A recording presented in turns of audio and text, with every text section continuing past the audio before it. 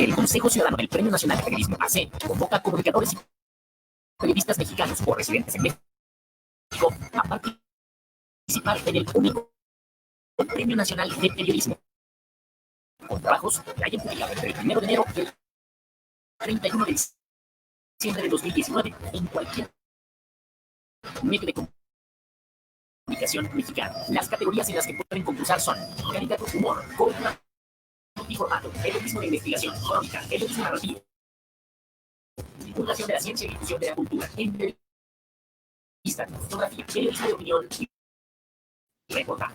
La convocatoria concluye el 6 de julio. Los resultados serán a reconocer el 13 de noviembre de 2020. Cada categoría será galardonada con una escultura del maestro Juan Soriano, un reconocimiento de 50,000 pesos.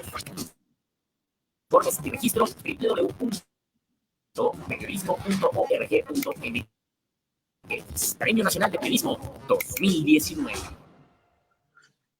Bienvenidos a este viernes de Periodistas en Línea. Esto es por parte del Consejo Ciudadano del Premio Nacional de Periodismo, donde los invitamos a registrar sus trabajos para este galardón, el único Premio Nacional de Periodismo en México.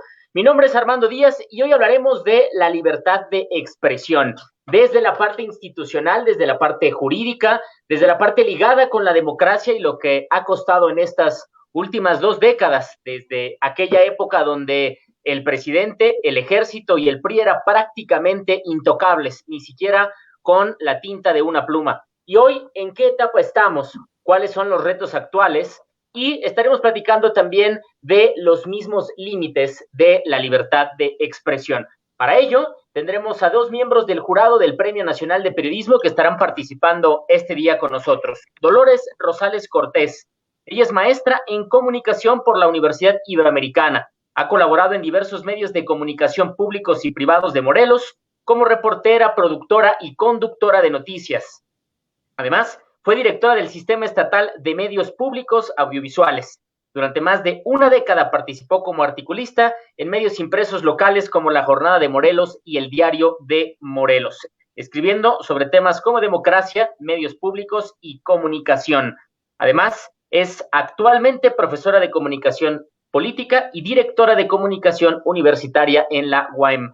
Maestra Dolores Rosales, muchas gracias por estar con nosotros en este viernes de Periodistas en Línea. ¿Cómo está? Muy bien, Armando. Muchas gracias. Me da mucho gusto participar en esta ocasión.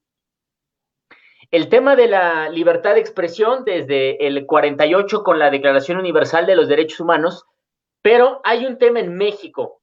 ¿En qué etapa estamos hoy?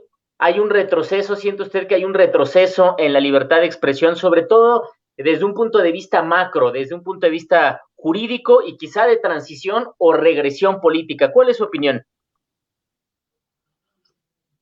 Mira, Armando, me gustaría en esta ocasión poner sobre la mesa 3 reflexiones básicas que ya has adelantado muy bien, pero la primera de ellas, referirme a el establecimiento de un breve marco histórico y teórico de cómo surgieron los derechos fundamentales de los individuos.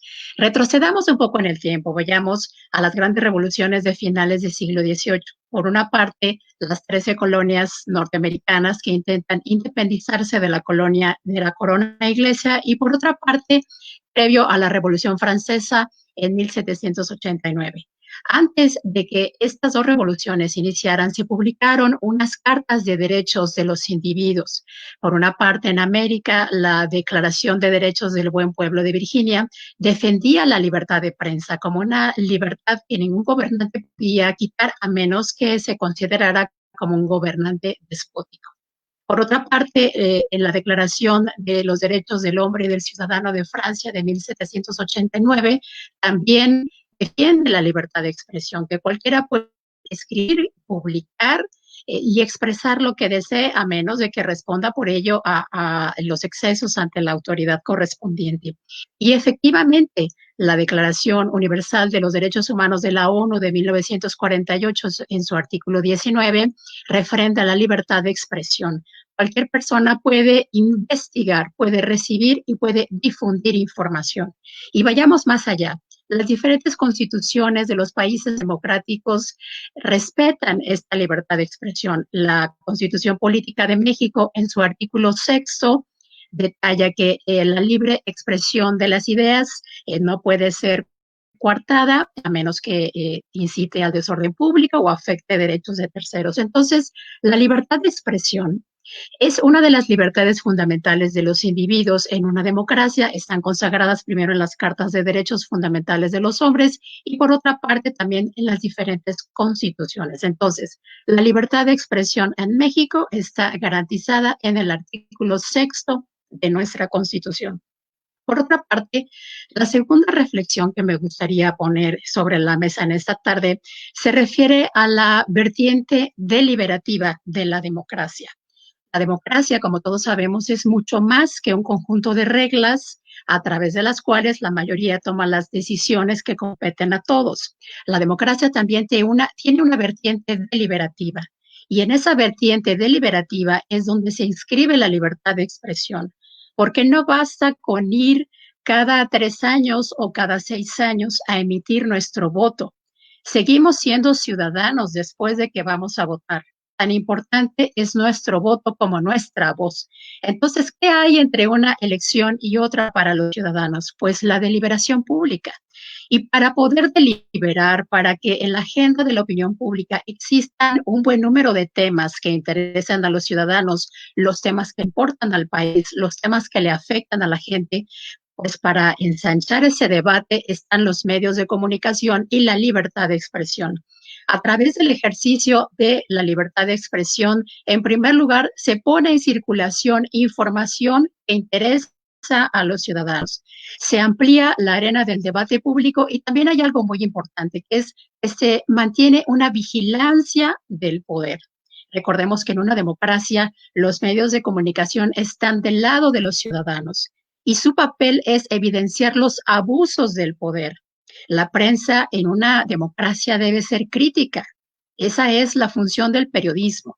Entonces, yo creo que debemos recordar que vivimos en un país democrático y que los medios de comunicación en un sistema democrático están cumpliendo con su función cuando establecen esa vigilancia del poder y cuando le alertan a los ciudadanos y les dicen, ojo, cuidado, por aquí hay ciertos abusos de poder que es importante que tomes en cuenta. Y por último, la última reflexión que me gustaría hacer en este momento es que en los últimos años habíamos pensado que las democracias no tenían otra opción más que consolidarse. A fines del siglo pasado, con la caída del muro de Berlín, se pensaba que las democracias, con sus vertientes liberales y democráticas, y los estados modernos liberales y democráticos, no tenían otro camino más que consolidarse. Pero hemos visto en los últimos años que la afección de las sociedades hacia la democracia ha perdido solidez, sobre todo en las nuevas generaciones. El ascenso al poder de líderes carismáticos y populistas como Trump en Estados Unidos, como Erdogan en Turquía, como Víctor Orbán en Hungría, ha puesto de manifiesto que hay líderes políticos que una vez que asumen al poder mediante las reglas democráticas, una vez que toman posesión del mismo, empiezan a minar este tipo de libertades individuales de las personas, específicamente la libertad, porque sostienen marcos de referencia y contextos muy básicos sobre la complejidad del mundo en que vivimos actualmente y sobre todo los problemas de los países son muy complejos. Pero este tipo de líderes establecen marcos de referencia básicos y hacen que las personas solamente piensen en temas maniqueos o en posturas maniqueas. Solamente hay blanco, solamente hay negro. ¿Están conmigo o están contra mí? Y entonces, una de las libertades que empiezan a minar, porque empiezan a agredir a la prensa, es precisamente las libertades de expresión. Entonces, de pronto resulta que los agoreros del desastre, los que provocan los mayores problemas y los que no quieren a la nación, no están del lado de la nación, no están del lado del pueblo, son los periodistas, cuando en realidad el periodismo a través de la libertad de expresión lo único que hace es poner las evidencias, hacer circular los datos, los documentos mediante los cuales les muestran a la gente cuál es la verdad de las cosas. Lo que me parece más peligroso, Armando, en estos últimos años y con el ascenso al poder de este tipo de líderes, es que ponen a la población contra de quienes ejercen el periodismo. Es decir, el que representa o el único que puede interpretar lo que el pueblo quiere soy yo, y todos aquellos que tengan opiniones contrarias, que tengan puntos de vista que no coincidan con el mío, entonces merecen ser agraviados, merecen ser insultados.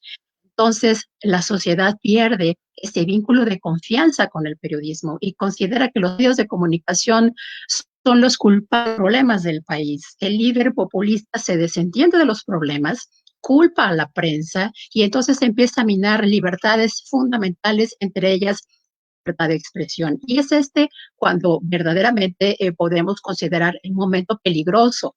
Si ya de por sí en México tenemos un ejercicio del periodismo que es sumamente riesgoso, la impunidad en las desapariciones y asesinatos es muy elevada, ahora con un discurso en el que se culpa a la prensa y a la libertad de expresión de todos los problemas del país, es cuando el ejercicio del periodismo se hace difícil y la libertad de expresión está también amenazada. Entonces, lejos de poder tener una democracia incipiente que pueda ser consolidada, estamos en graves riesgos de regresión. Y lo malo es que sobre todo las nuevas generaciones, las generaciones jóvenes que no tuvieron que luchar por tener un país democrático, porque hubiera elecciones libres, competidas en nuestro país, entonces pronto tienen esta desafección por la democracia y dicen no importar si no tenemos un sistema de gobierno democrático, siempre y cuando el líder carismático se defienda y pueda como un personaje todopoderoso sacar adelante al país, cuando en realidad lo que se requiere es discutir, deliberar, porque solamente a través de la deliberación pública y de la libertad de expresión podemos llegar a la verdad de las cosas. Entonces yo me quedaría con esas primeras reflexiones, Armando. Muchas gracias, maestra Dolores Rosales Cortés. Interesante porque ya regresaremos en un momento más con usted. Este tema del partido hegemónico del presidente prácticamente omnipresente, que era no criticable, que era intocable, pues parece que hoy tenemos situaciones similares, al menos en la relación con la prensa, que parecía que eso había quedado en capítulos de la transición anteriores. Y quisiera regresar con ese tema, pero antes vamos a ir con Ricardo porque ¿cuáles son los límites entonces de la libertad de expresión? ¿Cuál es el tema de la misma censura o de la autocensura que podemos llegar a tener los mismos periodistas o los profesionales de la comunicación? Así que vamos también con Ricardo López Cordero. Él es jurado del Premio Nacional de Periodismo, es periodista en activo, estudió comunicación en la Universidad Iberoamericana, ha dedicado el grueso de su carrera al periodismo en audio, colabora en Grupo Fórmula, donde ha sido reportero, redactor, jefe de información y productor. En la radio habla de política, cultura y música. En 2016 cubrió la elección presidencial estadounidense desde Arizona y Washington, y en el programa Así Como Suena es reportero e integrante de la mesa editorial. Escribe también de gastronomía en la revista Hoja Santa y sobre sí mismo en Perro Crónico. Así que, Ricardo, bienvenido a este viernes de Periodistas en Línea. Y desde tu postura, y sumando a lo que dice la maestra Dolores, ¿cuáles son los límites y cuál es tu opinión de cómo se vive hoy en el día a día la libertad de expresión en México? Hablando de mi postura y de mi peinado, creo que se podrán dar cuenta por qué he dedicado el grueso de mi carrera al periodismo en audio. Muchas gracias por invitarme, muchísimas gracias por tenerme en este evento virtual. Ya usted, maestra Dolores, ya hizo un buen recorrido por la historia y por la importancia de la libertad de expresión. Este es un tema al que yo he dedicado buena parte de mis preocupaciones, no solo académicas, sino también profesionales y personales. Luego me acusan de ser radical, pero no entiendo muy bien por qué, ya que desde donde yo estoy parado, mi posición me parece bastante razonable. Cuando hablamos de libertad de expresión, en estos términos grandilocuentes y colectivos, es muy fácil decir que uno está a favor de ella. Todos estamos de acuerdo que para que una democracia funcione, los ciudadanos tienen que estar bien informados y que para los ciudadanos estén bien informados, no debe haber límites a esto que se llama el flujo de información y de ideas. Cuando uno habla de libertad de expresión en esos términos tan grandes, es bien difícil que se encuentre a alguien que se oponga. Pero en la práctica no es tan simple. El problema de decir que uno está a favor de la libertad de expresión es que no siempre está dispuesto a ponerlo en práctica. Rosa Luxemburgo lo decía mejor que nadie: la libertad de expresión no significa nada a menos que se refiera a la libertad de una persona que no piensa como yo. Y aquí me gustaría, en estos tiempos de encierro, uno se pone nostálgico, y a mí me gustaría regresar unos años en el tiempo a probablemente uno de los momentos que yo recuerdo de mi propia carrera como con más orgullo. Esto fue en el 2016. El director evangélico Francisco el Toro estaba por estrenar una película sobre el matrimonio gay. Difundió los cortos, el tráiler, como se conoce ahora, por internet, y de pronto, muy rápido, se organizó una petición en línea, una petición a la Secretaría de Gobernación, al entonces secretario Osorio Chong, para que se prohibiera la exhibición de la película. Yo vi los cortos, leí la petición, que tenía ya miles y miles de firmas. Decidí hablarle al Toro, lo entrevistamos en la radio antes del estreno, y yo respaldé su derecho a decir lo que quisiera y a poner en su película lo que quisiera. Por más que a mí me parece que es una posición moralmente reprobable, no solo su forma de ver el mundo, sino también la forma en la que la imprime en sus películas. Entonces, lo entrevistamos en la radio, esto fue un viernes. El domingo yo me fui al cine con mi libreta y con mis valores. Y pues me encontré con una película malísima, ¿no? Que no solo era un insulto y una ofensa a la comunidad gay, sino también a la memoria misma de los Lumière. Sale Roberto Palazuelos haciendo una actuación que hasta para él es mala, y el mundo que presenta Del Toro en esta película, que se llama Pink, es uno obtuso y completamente lleno de prejuicios. Entonces, al día siguiente invitamos al Toro a la cabina de radio. Él escuchó mi crítica a su película, que fue más o menos en estos términos, y debatimos sobre su posición. Entonces, en ese entonces yo usé mi libertad de expresión para atacar lo que él hizo con la suya, porque yo estoy convencido que censurar una película porque puede ser ofensiva para alguien no es la solución, sino un problema gravísimo. Entonces, si prohibimos cada película, cada texto, cada libro, cada panfleto que ofenda a alguien, nos vamos a quedar sin nada. O peor tantito, nos vamos a quedar con textos y con películas que son estériles, que no dicen nada. Ahora, si uno sale en público con una posición tan poco iluminada, tan cruel, tan retrógrada como la de Paco el Toro en sus películas, pues se atiene a las consecuencias. Es decir, la forma de combatir este tipo de ideas es con mejores ideas y con mejores argumentos. Ahora, obviamente yo hablo desde una posición privilegiada. Yo muy difícilmente me encontraré en alguna sala de cine o en alguna librería o en algún artículo del periódico con una película o con un libro que me ofenda. Pero en serio me cuesta mucho trabajo ponerme del lado de los que queman libros, o peor, de quienes censuran algo porque podría, y ahí sí quiero que subrayen el condicional, porque podría ser ofensivo. Obviamente hay excepciones con las que cualquier persona razonable estaría de acuerdo, es decir, no creo que la libertad de expresión deba proteger cosas tan espantosas como la pornografía infantil o la publicación de datos privados de personas que no son de interés público.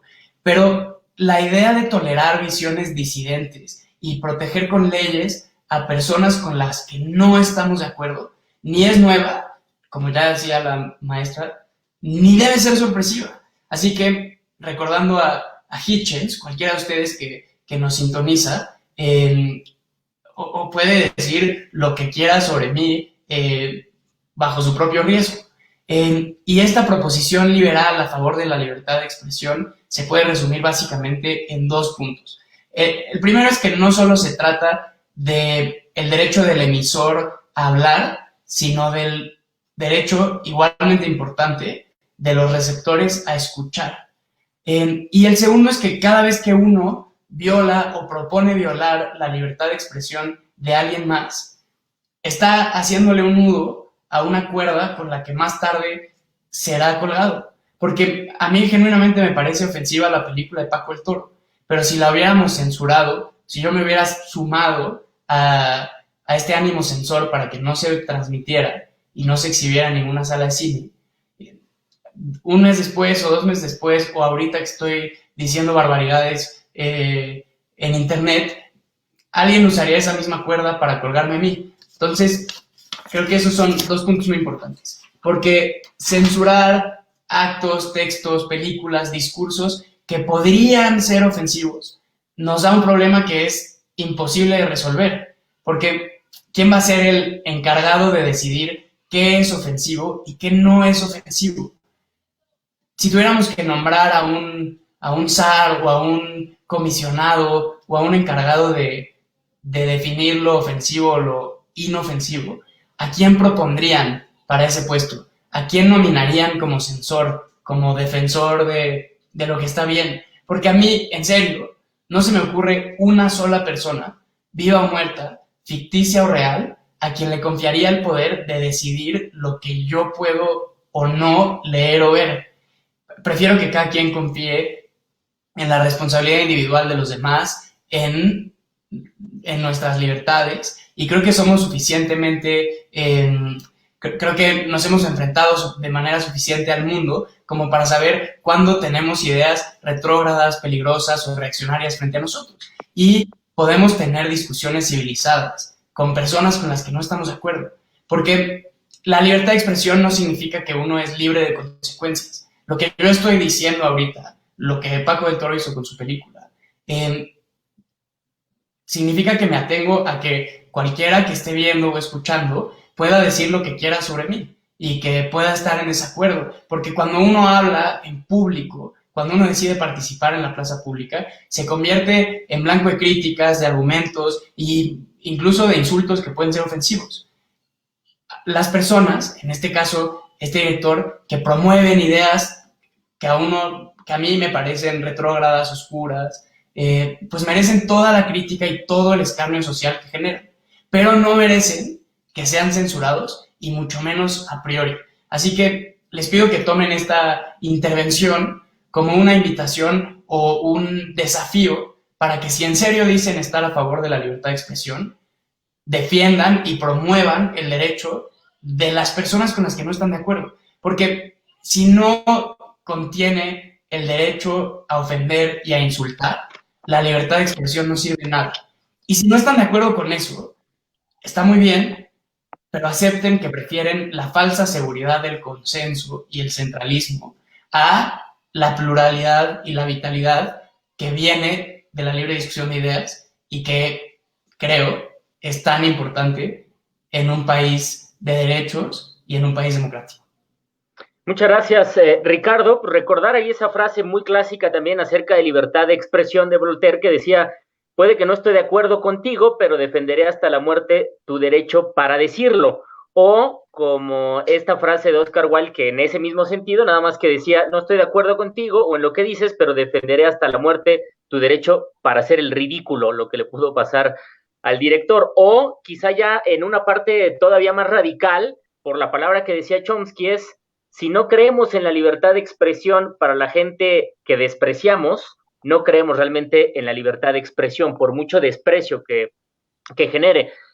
Y quiero regresar, maestra Dolores, con el tema del momento actual, sumado a lo que dice Ricardo, del periodismo, como un contrapeso del poder, como una crítica al poder per se, como es el periodismo.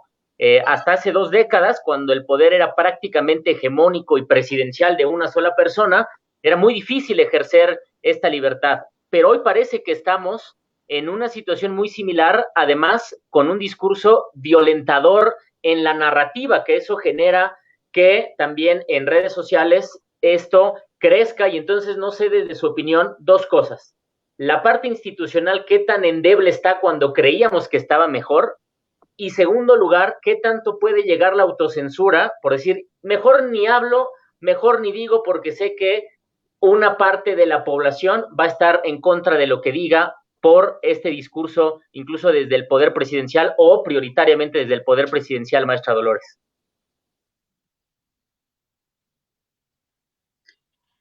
Así es, los complicados.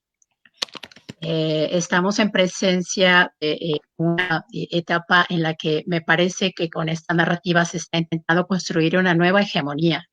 Y para la construcción de una nueva hegemonía, y no digo mayoría, porque en mayoría y entre hegemonía hay un matiz diferente. Una mayoría sabe que debe respetar las reglas porque hay contrapesos. Y en esto me parece que en el país esos contrapesos de la añeja tesis de la división de poderes está endeble. Y la sociedad civil es quizá la única que puede ejercer estos contrapesos al poder, y los medios de comunicación y los periodistas son sociedad civil. Entonces me parece peligroso porque esta construcción de esta narrativa ha sentido. Es como una lista de pasos que ya ha sido comprobado a través de la historia con diferentes gobernantes, cómo se comportan cuando tienen estos rasgos, estas características. Lo primero que hacen es empezar a minar esas libertades e irse contra la prensa, ¿no? Entonces, se complica más el ejercicio del periodismo porque el personaje que agrede a la prensa no lo hace solamente como un individuo común y corriente, lo hace desde el mayor político del país y tiene, como decía Max Weber, la fuerza legítima de la violencia física.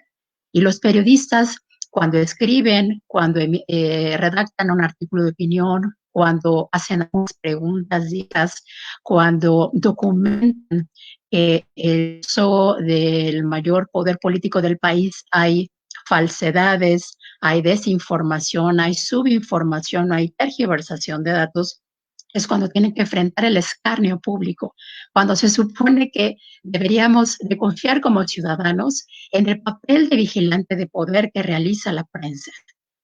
Entonces, a mí me parece que es importante recordarlo porque pierde de vista en esta etapa de discursos maniqueos donde todo aquel que no opine como yo, entonces está contra mí, está contra el pueblo y está contra la nación.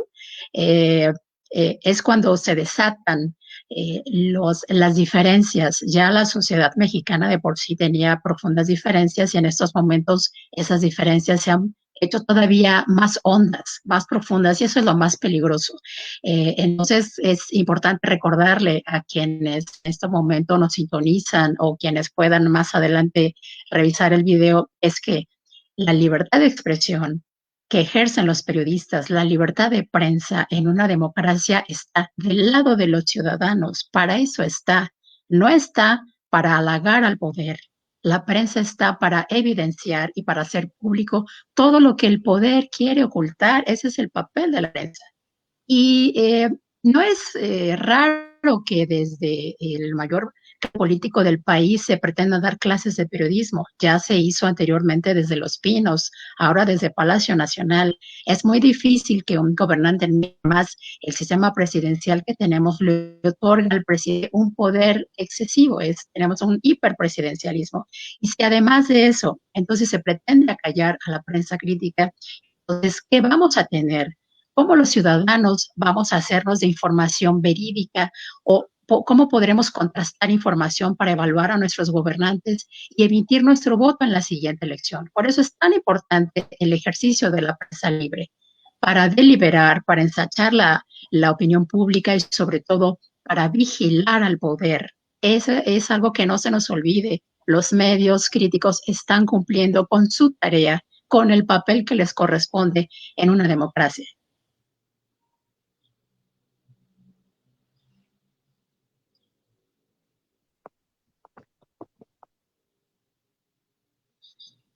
Creo que perdimos a Armando, maestra.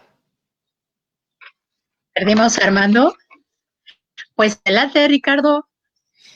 Pues no, me parece muy interesante su reflexión en el sentido de cómo tenemos un sistema presidencial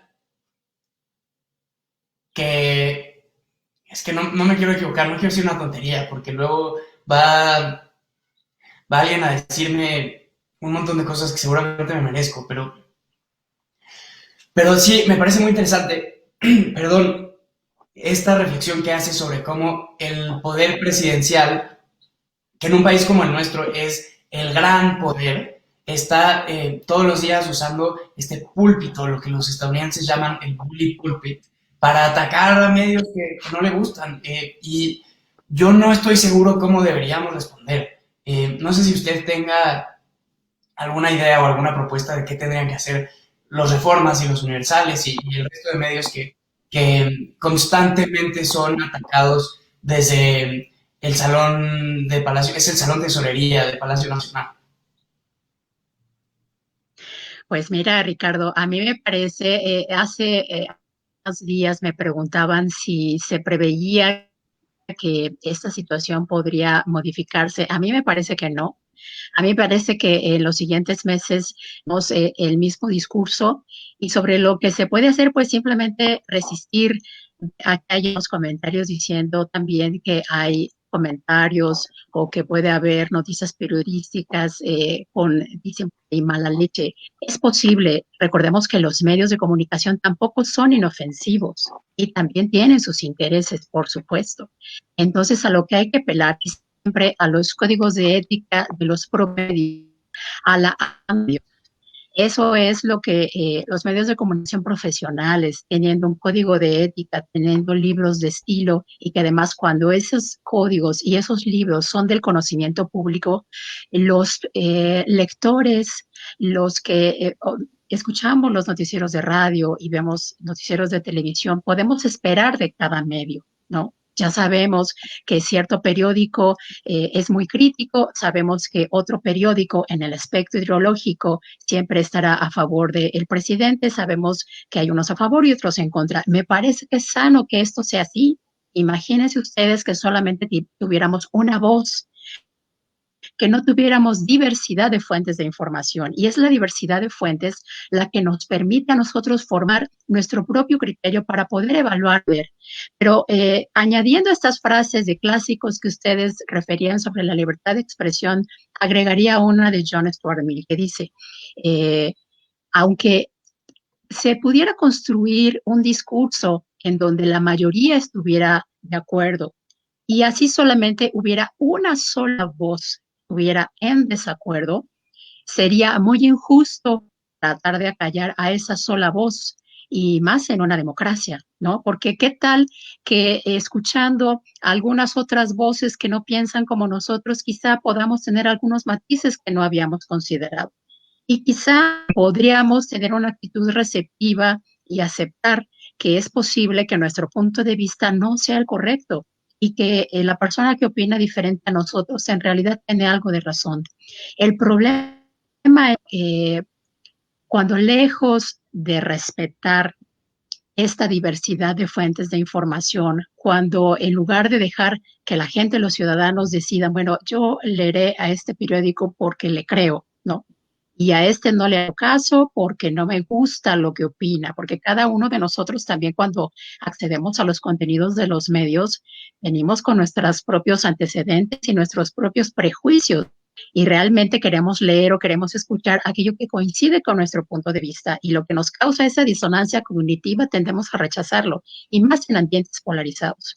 Me parece que la dinámica de los medios, el mismo sistema de medios puede hacer filtro cuando se deja que haya una competencia libre y cuando se respeta la libertad de expresión. El problema es cuando se empieza a emitir este discurso de rechazo y de insulto a aquel que opina diferente. Entonces los medios que por su tradición o porque publican noticias que no nos gustan, podrían de repente dejar de tener seguidores y lectores.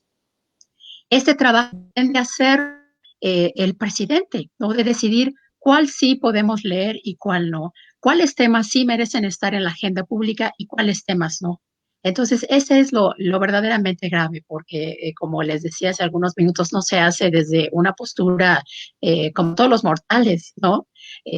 Frente al poder, los mexicanos en realidad no tenemos mayores elementos más que nuestra pluma y quizá una bandera ahí en la cual nos cerremos. Pero creo que esas son las reflexiones adicionales. Recordar que también los medios de comunicación tienen sus intereses, no son inofensivos, pero a lo que se debe apelar es siempre a que puedan tener una autorregulación, códigos de ética, que actúen además en su información de manera equilibrada, más que objetiva, equilibrada, que presenten diferentes puntos de vista de una misma nota o de un mismo acontecimiento, y eso nos puede dar luz acerca de cuáles son los medios que pueden ser más responsables y nos pueden estar diciendo la verdad, y cuáles son aquellos que la verdad no es lo principal para ellos, o sus opciones son otras, ¿no? Pero al final Dolores, del día es los propios medios los que tienen que practicar este tipo de autorregulación. Es muy peligroso que la regulación venga desde el poder, porque entonces, como tú dices, ¿quién va a ser el gran censor? Al rato, cualquier chiste podría ser ofensivo del presidente, y entonces, como al presidente ya le pareció que es ofensivo, entonces se le corta la cabeza, ¿no? Casi casi a ese caricaturista o a ese fotógrafo o a ese redactor de artículos de opinión. Entonces voy siempre por la autorregulación de los medios y porque los ciudadanos aprendamos a leer y aprendamos a observar cuál es la línea editorial de cada medio y aprendamos también a contrastar información. ahora, maestra Dolores, Ricardo, yo quiero ahí abordar un tema antes de ir a los comentarios. Qué bueno que decía usted. Armando. ¿Mandé? Sí, me corté justo ahí.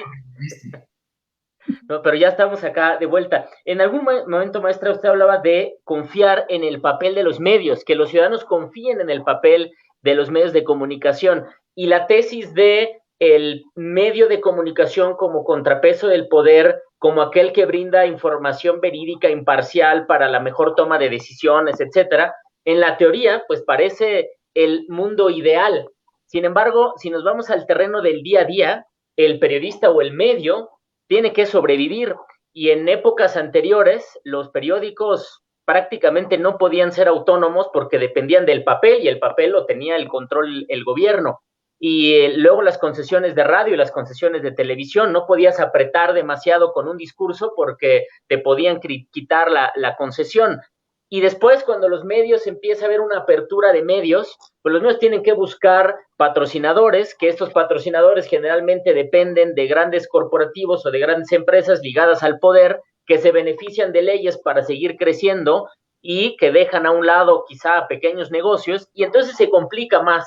Y la clave, me parece también en este debate, y lo quiero poner en la mesa, es la autosustentabilidad o la sustentabilidad de un medio de comunicación, que el periodismo es mucho de vocación más allá de un interés económico, pero los dueños de los medios, más que una vocación como dueños, no como periodistas, no está en la vocación informativa, no está en la vocación democrática, está en el interés también legítimo, pero capital, de tener una mayor riqueza comercial, individual o corporativa, porque muchos incluso responden a accionistas que invirtieron dinero para tener más dinero. Entonces, ¿dónde queda en todo este entramado el papel del periodista diario, Ricardo, el papel del productor, del jefe de información, en esta libertad entre la macro, es decir, lo jurídico, lo democrático, pero también la supervivencia y el quehacer diario? ¿Cuál sería tu conclusión para ir cerrando el tema antes de ir a los comentarios? A mí me dan miedo las conclusiones, ¿no? Luego siempre participo en foros como esto, o que escribo algo, al día siguiente tengo que leer muy bien y escuchar muy bien lo que dije para ver qué es lo que voy a tener que defender después, pero yo que diría que uno aspira a hacer el mejor programa posible, a escribir el mejor artículo posible con la mayor cantidad de fuentes interesantes, con los personajes, tener las voces que realmente sean relevantes. Y no sé, no puedo hablar por otros casos, pero en mi caso se trata de tener una separación, llamémosla, citando a la teoría de las dos espadas de Tomás de Aquino, entre la Iglesia y el Estado. Los asuntos de los periodistas son los asuntos de los periodistas, los asuntos de los empresarios son los asuntos de los empresarios. Obviamente esta separación no es perfecta, a veces es difusa, pero hay que siempre aspirar a que nuestro trabajo se haga con la única motivación de presentar la mejor información posible, sin realmente tomar en cuenta nada que no sea parte de nuestra descripción laboral. Yo diría, haría esa respuesta medio priista en lo esquiva que fue. Ya, ¿no? Oye, maestra Dolores, usted está en Morelos y el papel de los medios y de los periodistas, maestra Dolores, usted está en Morelos y muchas veces el papel de los periodistas y de los medios estatales es aún más vulnerable ante el poder en muchos estados de un gobernador que tiene todos los hilos o prácticamente todos los hilos amarrados. ¿Qué tanta libertad realmente hay, más allá de la teoría? Usted que ha trabajado en los medios estatales, ¿qué tanta libertad realmente hay para hacer esa voz crítica, ese contrapeso crítico al poder, al menos estatal?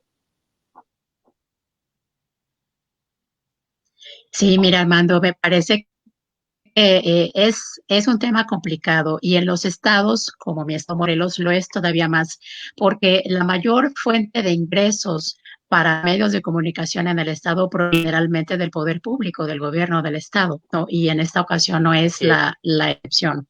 Entonces, los medios tienen que pagar nómina, tienen que sobrevivir y en un ambiente de una incertidumbre económica como la que se avecina, tampoco es posible voltear a decir, bueno, ya no voy a tener en el gobierno del estado a mi principal fuente de ingreso, pero ¿qué empresas hay? Si la situación económica está tan complicada, ¿no? Entonces, hay algunos esfuerzos individuales de periodistas que no están en los grandes medios, sino que están haciendo sus ejercicios periodísticos a través de sitios web, de internet, en donde podemos encontrar información que quizá toma más distancia de la administración pública. Es muy difícil en los estados realizar un periodismo tan independiente porque están en juego muchas cosas y, ¿no? Yo creo que a nivel nacional quizá los grandes medios que pueden tener patrocinios de las grandes empresas, que a lo mejor pueden sobrevivir de manera más estoica estas con adversidades económicas, pueden mantener su independencia editorial. Pero en los estados de la República es más difícil. Entonces llega un momento en que se practica la autocensura, ¿no? No solamente incluso desde el propio dueño del medio de comunicación, sino también los reporteros, los conductores saben que su trabajo está en la cuerda floja. Entonces, de alguna forma, lamentablemente se llega también a ya no ejercer ya no solo la libertad de expresión, sino a veces la libertad de pensamiento, ¿no? Porque es muy difícil pensar, ¿para qué pienso de manera crítica si no puedo expresarme de manera crítica? Entonces mejor ya no pienso de manera crítica y sigo, ¿no? En esto.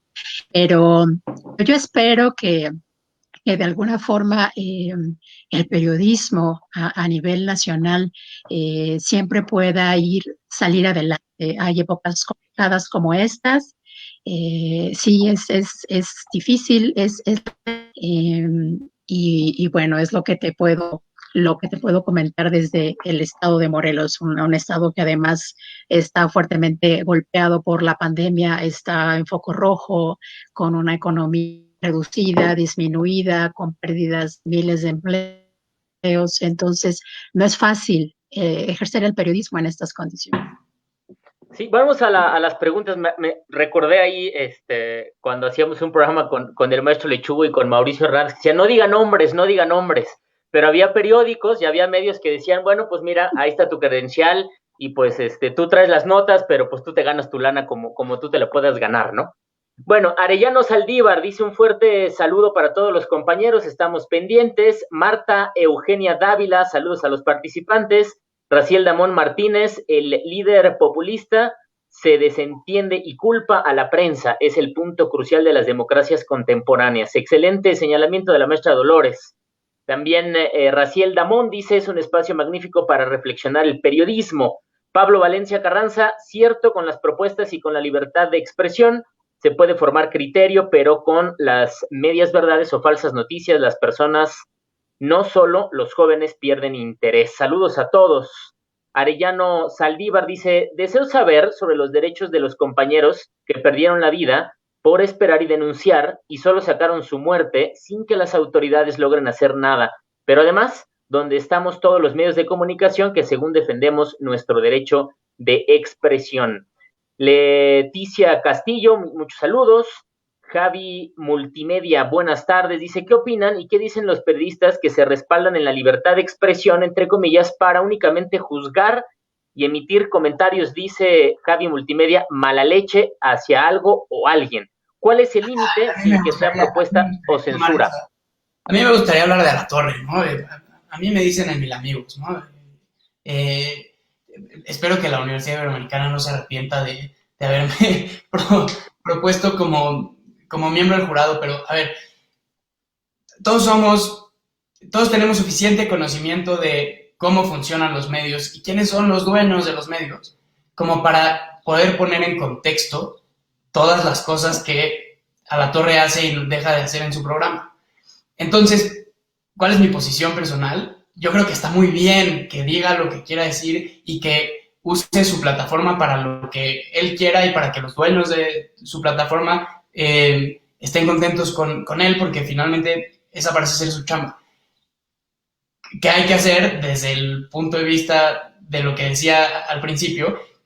Pues hay que ayudarlo a ejercer su derecho al ridículo y hay que ayudarlo a ayudar a esta conversación pública, hay que debatir y hay que confrontar las malas ideas con buenas ideas. Yo nunca pediría ni pediré la censura de nadie, porque me parece que estaría haciendo un látigo con el que luego me van a azotar a mí, pero hagamos uso de nuestra libertad de expresión para debatir con quienes expresan ideas con las que no estamos de acuerdo y con quienes piden a gritos ser ridiculizados. Justo esa era la pregunta de Javi Multimedia. Dice, ¿qué opinan de la libertad de expresión de Javier Alatorre en TV Azteca? Ya la contestó Ricardo. Maestra Dolores, no sé si quiera agregar algo al respecto de esta pregunta. Me parece que en lo personal creo que Javier Alatorre sigue las indicaciones de Ricardo Salinas Pliego. Sí, es como, digamos, estaba pensando, pues estamos entre la virtud teórica y la maquiavélica realidad. En la virtud, en la teoría se oye virtuoso el periodismo y la comunicación, pero muchas veces en la realidad el que tiene que pagar una nómina, como decía maestra Dolores, pues es complicado.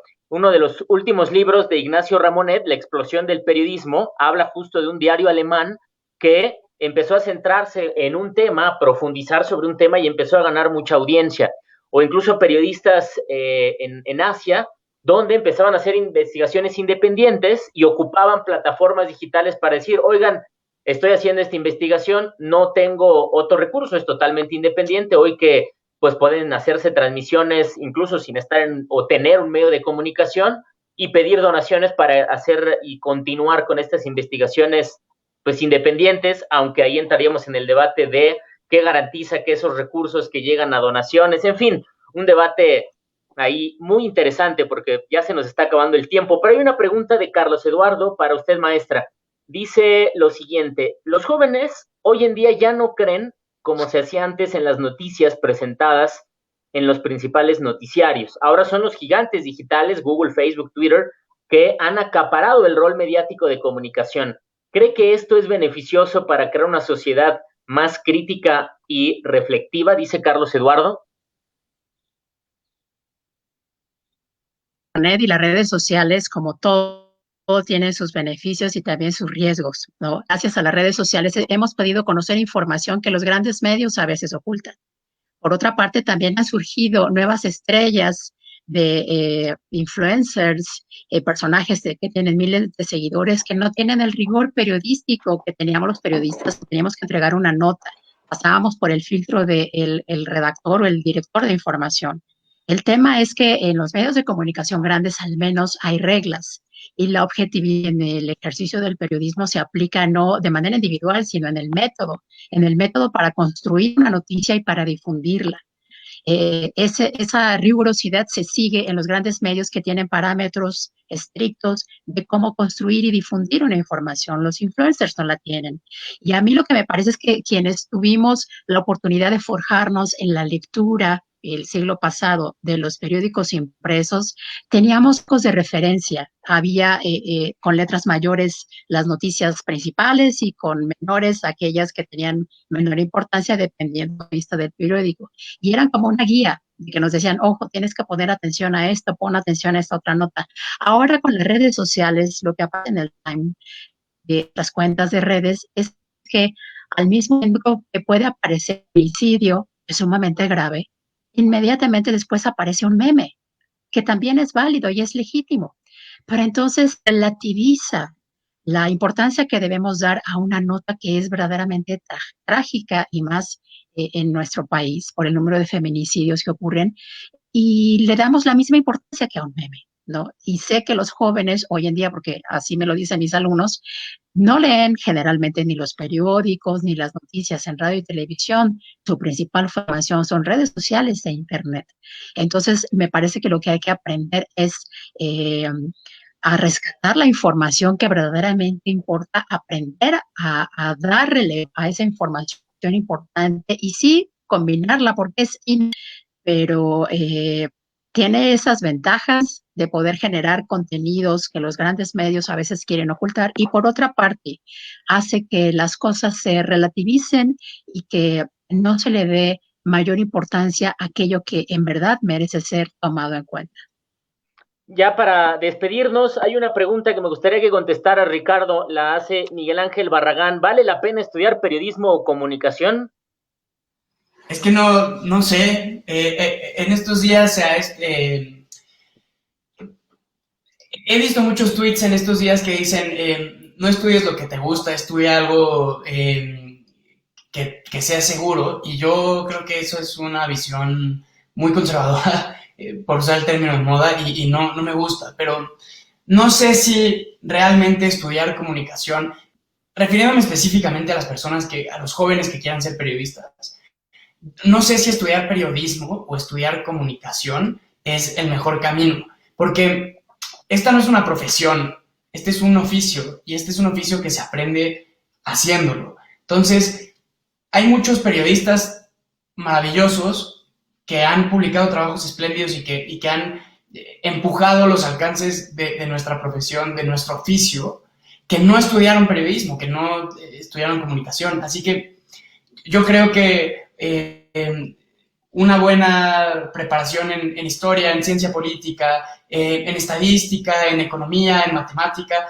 de todas estas áreas pueden salir grandes periodistas. Así que si quieren ser periodistas, lo que les recomendaría es hagan periodismo, vayan a los medios que puedan, pidan la chamba, y si no, háganlo de forma independiente, porque se aprende haciéndolo, más que estudiando. Muchas gracias. Nos despedimos ya de este programa, recordándoles antes de despedirme que participen en el Premio Nacional de Periodismo 2019. Puedes registrar tus trabajos en www.periodismo.org.mx. Fecha límite 6 de julio. Así que participa, y también el del Diplomado de Periodismo Especializado en Riesgos y Seguros inicia el 19 de junio y hay becas del 100%, www.aulaabierta.org. Maestra Dolores Rosales, muchísimas gracias por participar en este viernes de Periodistas en Línea. La maestra Dolores Cortés es jurado del Premio Nacional de Periodismo 2019, maestra en comunicación por la Universidad Iberoamericana, ha colaborado en diversos medios de comunicación públicos y privados, fue directora del Sistema Estatal de Medios Públicos Audiovisuales. Durante más de 10 años participó como articulista en medios impresos como La Jornada de Morelos, El Diario de Morelos. Además, es maestra, profesora de comunicación política y directora de comunicación universitaria en la UAM. Y a Ricardo López Cordero le agradecemos también su participación. Él es jurado también del Premio Nacional de Periodismo 2019, periodista en activo, estudió comunicación en la Universidad Iberoamericana, ha dedicado su carrera al periodismo, sobre todo en audio, colabora en Grupo Radio Fórmula, redactor, reportero, jefe de información y productor.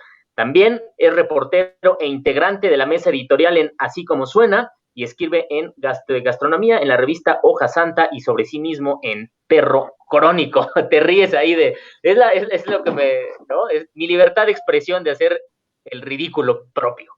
Muchísimas gracias, Ricardo. Yo soy el número uno en hacer el ridículo en público. Así que gracias por invitarme. Es lo divertido. Yo sí quisiera ahí decir, coincido, es un oficio de vocación. Ricardo tiene... Se cortó, maestra. Si lo puedes repetir. No, solamente quería decir y felicitar a Ricardo porque tiene una enorme confianza en sí mismo. Muy bien. Gracias, maestra. Nos vemos. Muy bien.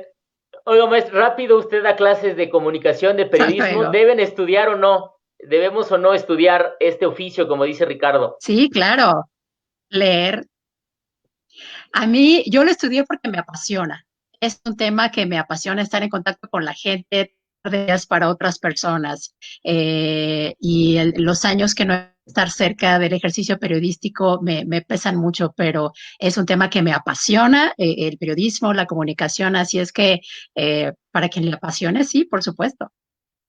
Es un oficio, es una vocación, y para mí ha sido un privilegio estar en esta mesa. Es un privilegio que el Consejo Ciudadano del Premio Nacional de Periodismo nos brinde esta oportunidad, y nos despedimos casi en punto para cerrar como debe ser, una hora como si fuera programa de radio específico, para que no nos corten, o si estuviéramos en Radio Fórmula, que la guillotina no cortara la entrevista. Muchas gracias a ambos. Sus últimas palabras ya para despedirnos, maestra Dolores.